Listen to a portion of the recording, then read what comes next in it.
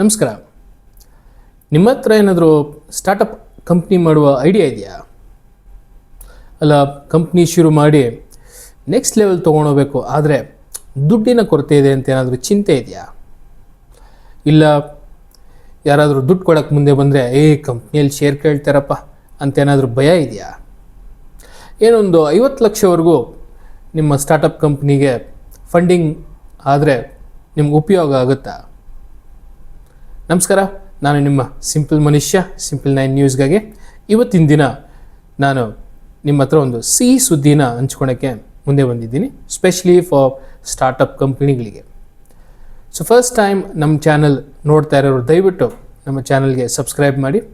Already subscribe ಮಾಡಿರೋರು ಈ ವಿಚಾರವನ್ನು ಎಲ್ಲರಿಗೂ ಶೇರ್ ಮಾಡಿ, ಯಾಕೆಂದರೆ ಯಾರಿಗಾದರೂ ಒಂದು ಸ್ಟಾರ್ಟಪ್ಗೆ ನಮ್ಮ ಕಡೆಯಿಂದ ಉಪಯೋಗ ಆಯ್ತಂದರೆ ಎಲ್ಲರಿಗೂ ಖುಷಿಯಾಗುತ್ತೆ.